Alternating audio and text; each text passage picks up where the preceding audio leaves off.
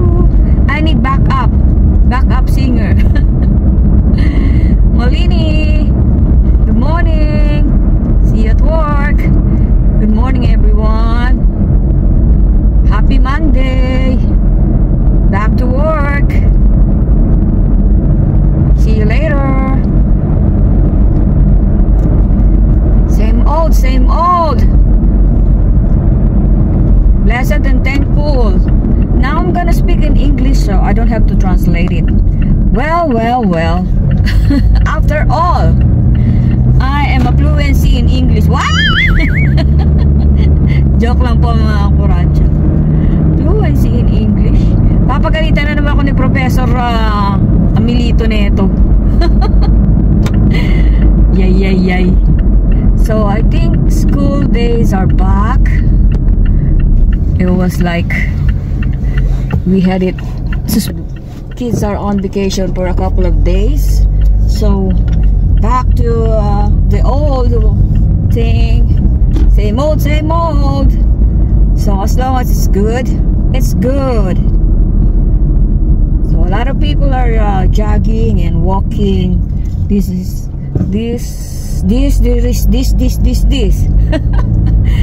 Oh my goodness, I love you, Mali. That's why I'm doing this. I'm sorry mga kapwa ko Pilipino. Ang hirap po kasi mag-translate, kaya I'm trying to speak in English. Kasi mga matatalino naman ng mga Pilipino nakakaintindi ng English. Di po ba? So, I can speak English and you can understand, but people here, they don't understand Tagalog, so I'd rather speak in English. I'd rather be a sparrow than a snake. I'd rather be a sparrow than a snake. Tama ba yung lyrics ko? Angie, shout out. Bat76, shout out. Kamarin, Caloocan. Salamat po sa inyong lahat. Ingat po lahat. Ingat po tayong lahat. God bless us all. Alam ko, most of you are retired.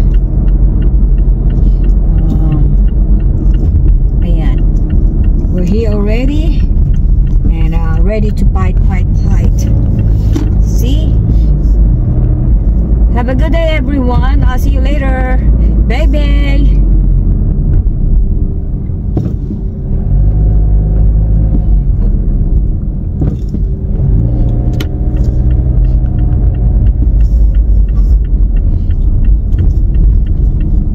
Work hard for the economy. What? Hanap tayo ng magandang parking. Ayan, medyo lilim kaso yung ipot naman ng ibon ng problema dito. So, yan po, katulad din ng buhay nating walang perpekto. So, pagbutihan na lang natin kung ano man yung meron tayo. Okay. Bye. Oh, I'm sorry. Okay.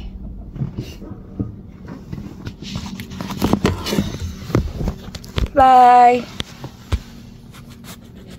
Hello po mga kuratsa. Gusto ko lang pong magpasalamat sa mga bagong nag-subscribe. Nagulat ako, bigla na lang may nadadagdag. Thank you po, God bless. Later po, papasok na ang kuratsa. Kayod-kayod para sa ekonomiya. Salamat po sa mga bagong nag-subscribe, sa mga dating nagsasubscribe, sa mga nanonood, sa lahat po sa inyong lahat. Na-appreciate ko po kayo. Thank you po. Thank you. Later. Ingat po tayong lahat. God bless. Tingnan niyo po yung construction dito. Ang ganda ng kulay. Rainbow. May yellow, may orange. Sandali lang yan, gawa na yan. Parang kailan lang, ano yan eh. Bakante. Wala lang po, nakikita na ko kasi iba-iba kulay. Nakaka-attract. Oops, may dumaan. Ganda, di po ba? Mahal dito, mahal mag-rent dito, mahal bumili ng lupa dito sa... Andito na po kasi lahat ng mga establishment. Commercial and everything. Okay po, later. Good morning mga kakuracha, rise and shine. Kahit walang pasok, maaga pa rin nagigising. 4:30. Si Don P ngayon lang nagising 6. Nagpuyat siya sa basketball. So we're gonna have our breakfast. Gusto ko ng cheese whiz. Cheese. Ito po yung bago namin tinry na ano, masarap siya. Mas mahal lang ng konti. Maliliit nga lang. Try nyo to. Baka na-try nyo na. Marami kami binilin tinapay. Mukha na kami tinapay itong croissant. Kain po tayo.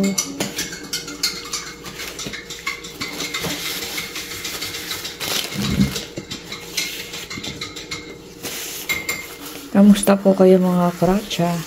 Ngayon si Don P nagtitimpla ng kape.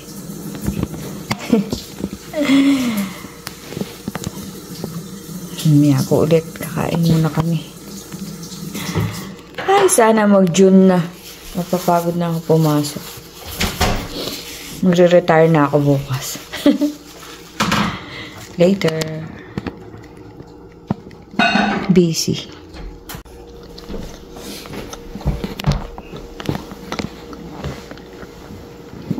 Good morning, Don P.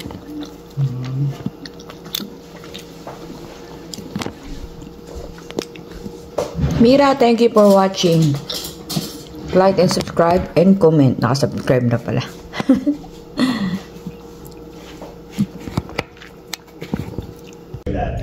My God, nakabreak ako. Pero ang ingay po. May mga kausap ang mga tao dito. So, overpack na lang ako. Ito pa ba ang ingay? Ay. So, lunch break po. Konting kemot pa. At uuwi namin. Mga ilang oras pa din. Tatlo mahigit. Dalawang mahigit. O tatlo. Yan. Meron kaming patubig. Patubig. Ano yun?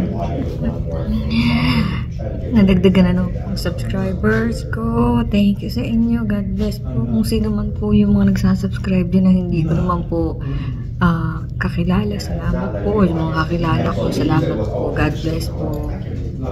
Later po. Update. Tapos na ako kumain. Ito ang basura. Ang ingay di po pa. Kala nila silang nagsasalita. Nagkakagulo rito. Wahaka, malilate na ako sa kakapanood nito. Binawasan ko na ang crime story. Ito naman po pinanonood ko. Kakatuwa. Nakapasok na nga. Bye-bye po mga kuracha.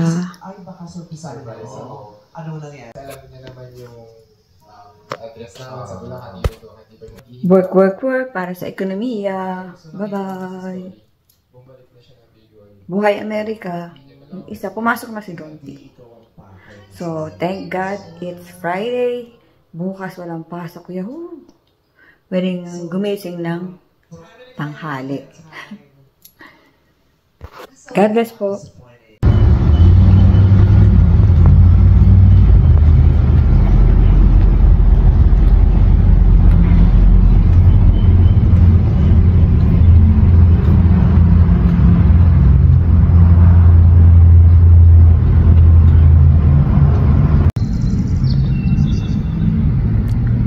Yung mga bahay doon sa bundok-bundok dito. Malalaking bahay po yan. Ando sa tuktok.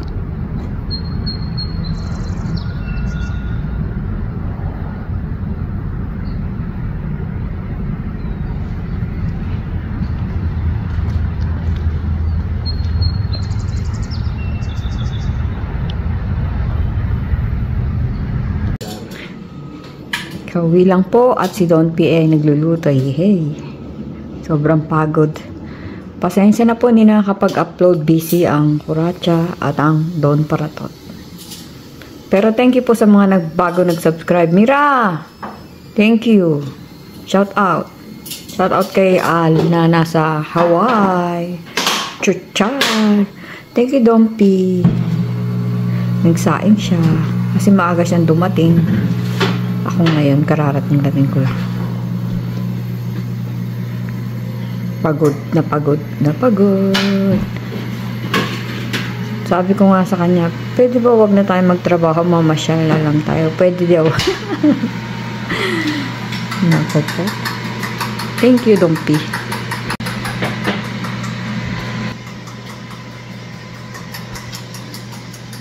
Ilamos ko lang. Basa pa rin mukha ko.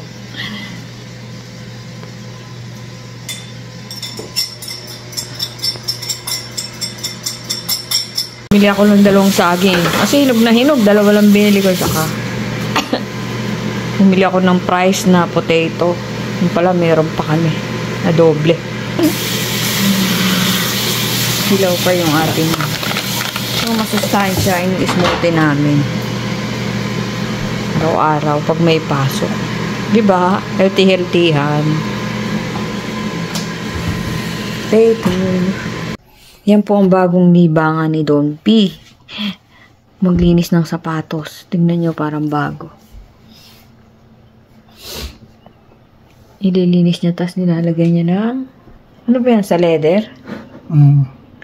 Para daw hindi masira sa dami ng sapatos namin. Thank you. Dami niya nang nalinis. Ano ba yan? Pati ba yan? Palinis ng sapatos? Hindi, ito panlagay sa mga plastic na sapatos. Ito panlinis lang. Ay, sa panturo. Ito. Oh, yan po yung mga binili niyang panlinis ng sapatos. Para hindi masira ang sapatos daw. Kasi leather yan. Oh, nga. Thank you. Habang nanonood siya ng basketball. Araw-araw yan tuwing uuwi. Inunti-unti niya yung mga sapatos.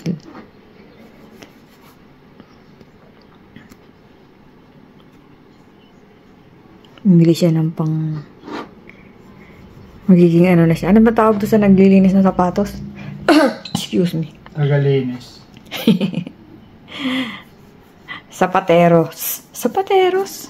Sabi ko sana sa pulturero. Sa pulturero.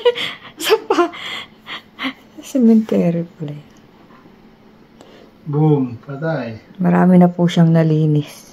Thank you. Ito pinaano ko sa kanya kasi matagal na to. Sa Malaysia pa. Iris niya tsaka nilagyan niya ng pang maintain para hindi nagbabakbak na kasi para sa leather daw. So ayan. Sayang. Bihira naman. Alangan naman pumasok ako na kaganyan. Rubber shoes lang ginagamit ko. Pero matagal na yan. Sa Malaysia pa yan binili. Siguro kung ilang taon na yan. 2000, ano pa yan? 14? Wow, 2014 25, 11 years na. Tibay ah.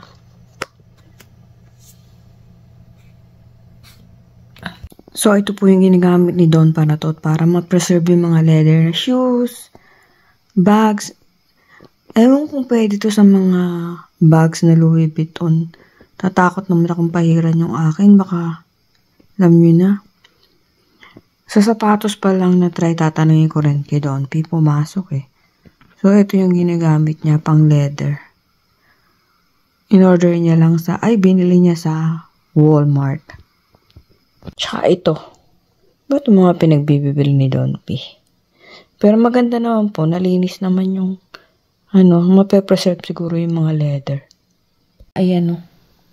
Dami pala niyang ginagamit. Magamit pa siya nito o. Panlinis. Spray 9. Siguro sa mga ilalim. So, ayan po. Kung gusto niyo maglinis ng mga sapatos at preserve, yan po ang ginagamit. Yan yung mga project ni Don P. Project linis sapatos. at conserve sapatos. Mga leather. Para hindi siya masira agad. Thank you, Don P.